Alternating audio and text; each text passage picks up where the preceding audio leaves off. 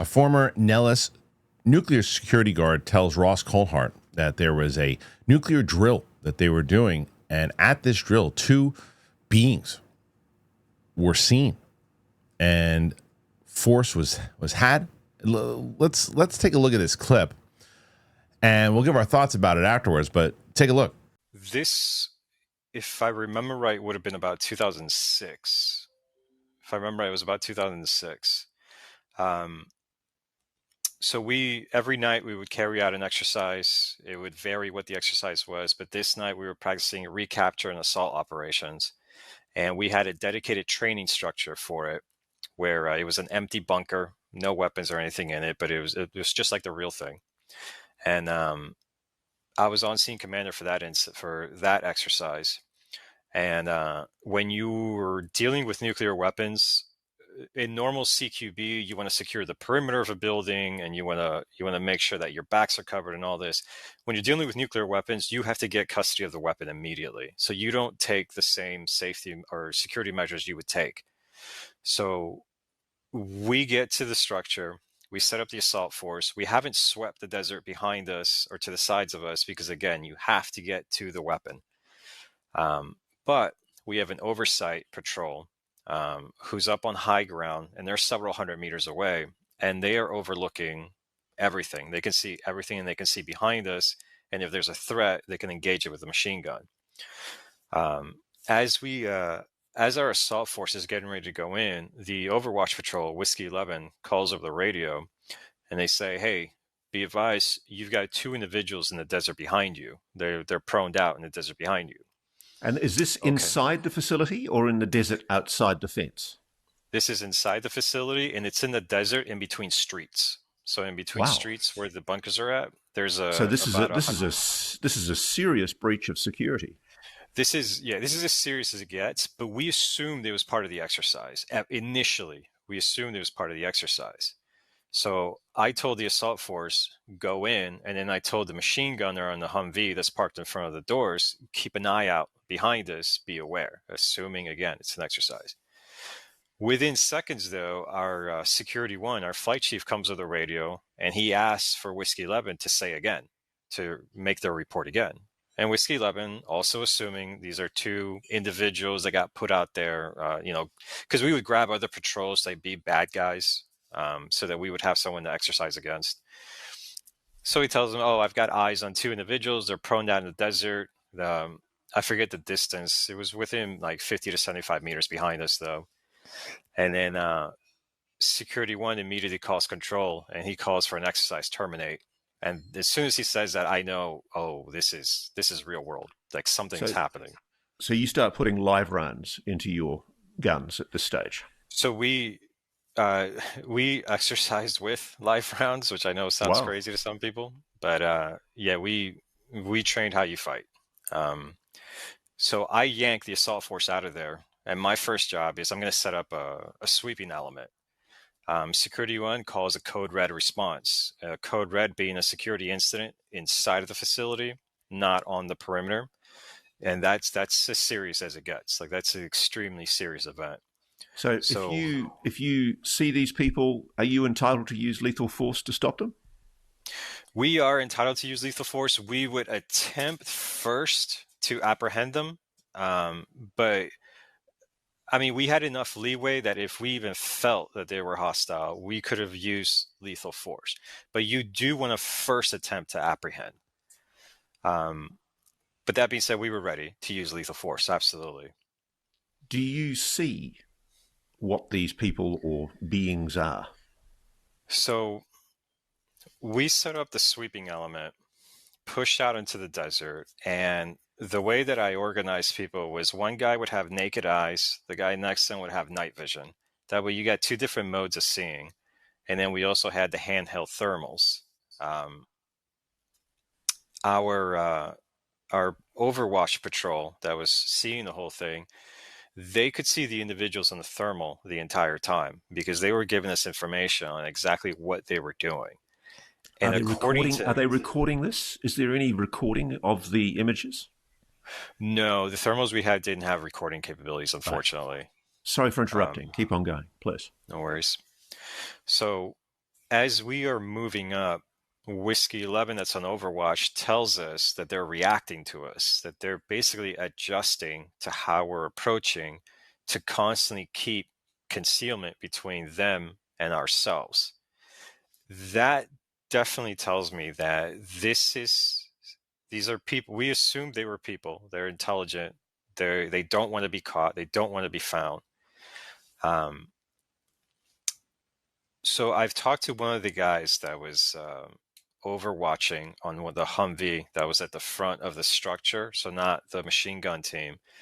He told me that he was getting intermittent sights of the individuals on the thermals. So he was also seeing individual thermals intermittently, but because his angle wasn't as good as the Overwatch machine gun team, he couldn't keep them constantly inside of the thermals. But from our point of view, when we got to within 15 to 10 meters of the two individuals, Whiskey 11 called over the radio and said, hey, they just disappeared. They just apparently just blinked out. We went to the position where they were at, and you could see on the ground that there was scuff marks from dragging, as if someone had been proned out and moving, crawling. With our handheld thermals, you could see residual body heat on the ground as well. That was quickly dissipating. So how many seconds after they were there did you get there? Oh, as soon as they told us that they disappeared, I told my guys to rush forward. Because once you lose sight, you can't take the risk that they're going to, I would say 3 to 4 seconds. Did you or any members of your team at any stage see these shadowy, humanoid-shaped beings? The only visuals was on the thermals.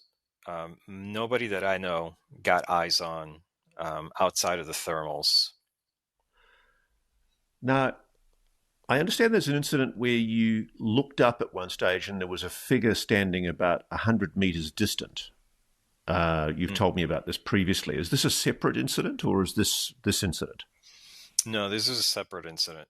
This episode is brought to you by PrizePicks. You and I make decisions every day. PrizePicks, being right, can get you paid.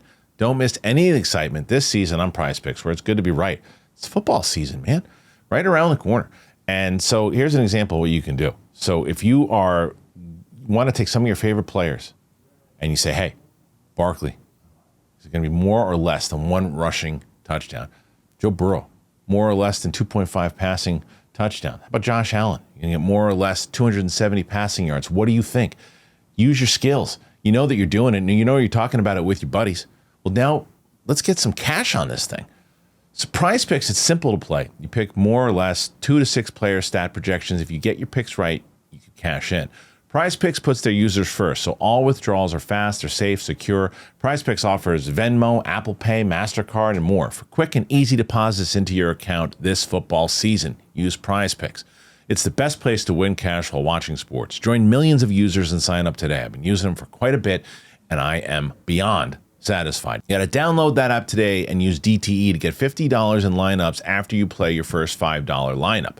That is code DTE to get $50 in lineups after you play your first $5 lineup. PrizePicks. It's good to be right. Okay, so this guy's seen some shit. Look, when you hear this story, it's certainly fascinating. And it seems like the guy is legit. It seems it. And you would assume that Ross Coulthart, who has said that he was talking to this guy and has been talking to this guy, and they've had previous conversations, as he said, you've told me previously and things of that nature, that he's vetted him, that he is, you could always say somewhere down the line, someone says, oh, actually this guy didn't do this. He didn't work here when he said that he did. But it doesn't look like that's the case. Looks like this is exactly, he is who he says he was. And Ross is talking to him about these things. This is 2004, so I have questions. And the first question I have, and this is stuff that could have been answered already in the video. And first of all, thank you to UAP Reporting Center for posting that clip. My first question is, during that training, when they said, we see 2 individuals, and then the answer could be because it was so fast in time that they had to move, that they did move, but why didn't at first, instead of saying there are two individuals out there, wanted to say this is not a drill. This is not a drill. Is it because he said, and the follow-up was because they thought it was a drill also, and then the commanding officer quickly said, repeat, and then shut the exercise down, which is, I think, is what happened. So it all makes sense. And I was going to say, well, wait a minute. How come there isn't? Because he said, is there footage of it? Is there recording of it? And he said, no, we didn't record the thermals. And I was like, okay, you record everything. And then I realized, well, this is 2004. So could have been different. Plus, we don't necessarily know who recorded it. This guy, maybe at his level, doesn't know of the recording. So there's that.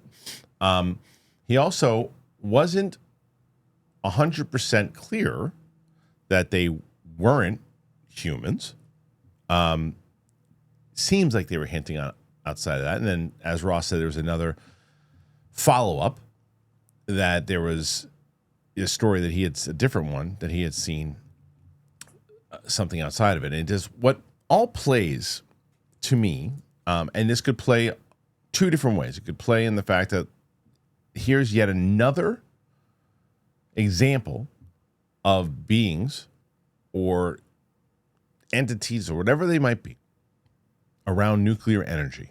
And what is it about the nuclear energy in general? And how long have they been exploring nuclear energy? And it would, once again, you're introducing someone new who hasn't been, and maybe speaking to Ross, but now out there a little bit more as he talks to Ross and the word gets out there, and maybe he starts saying more, and there's new players in the game, which is good. I wonder, I just wonder how people are going to look at this scenario and say, okay, we have no footage of it. They could essentially be beings around who keep looking around nuclear energy and what is it about the nuclear energy?